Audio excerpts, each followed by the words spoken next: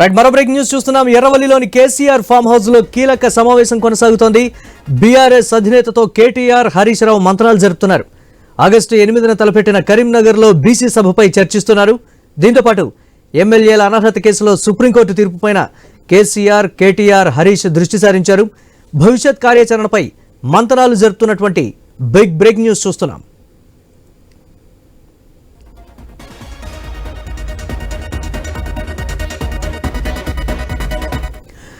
ఎర్రవల్లిలోని KCR farm house లో కీలక సమావేశం కొనసాగుతున్నటువంటి బ్రేక్ న్యూస్ చూస్తున్నాం. ఇక బీఆర్ఎస్ అధినేతతో కేటీఆర్, హరీష్ రావు మంత్రాలు జరుపుతున్నారు. దీనిపై మరిన్ని అప్డేట్స్ మా కరెస్పాండెంట్ స్వామి అందిస్తారు. స్వామి, ఎర్రవల్లిలోని కేసీఆర్ ఫామ్ హౌస్ లో కీలక సమావేశం, హరీష్ రావు అలాగే కేటీఆర్ కూడా హాజరైనటువంటి ప్రస్తుత పరిస్థితి, అప్డేట్స్ ఏంటి ఓవరాల్ గా? మురళి, బీఆర్ఎస్ పార్టీ అధినేత మాజీ ముఖ్యమంత్రి కేసీఆర్ వద్దకు party working president KTR, senior నాయకులు హరీష్ రావు వెళ్లారు. ఎర్రవల్లి ఫామ్ హౌస్ లో ముగ్గురు కూడా సమావేశమైనట్టుగా మనకు సమాచారం తెలుస్తుంది. ప్రధానంగా ఒకవైపు సుప్రీంకోర్టులో పార్టీ ఫిరాయింపుల సంబంధించిన తీర్పు రావడం, మరోవైపు రాష్ట్రంలో కాళేశ్వరంపై నియమించినటువంటి జస్టిస్ పినాకిని ఘోష్ కమిషన్ నివేదిక ఇవ్వడం లాంటి కీలక అంశాలు కూడా వారి మధ్య చర్చకు వచ్చినట్టుగా తెలుస్తుంది.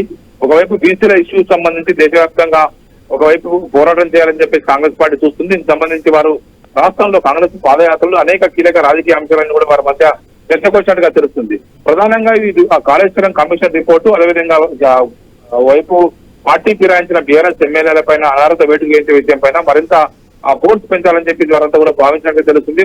ఇప్పటికే స్పీకర్ వారి కోర్టులో మరో 3 నెలల్లో నిర్ణయం వెలువరించాలని చెప్పి సుప్రీంకోర్టు సూచించిన నేపథ్యంలో ఇప్పుడు స్పీకర్ ను కలవాలా లేకపోతే మళ్ళీ కలిసి వారికి విజ్ఞప్తి చేయాలా అనేక అంశాలపైన వారు కూడా మాట్లాడుకున్నట్టుగా తెలుస్తుంది.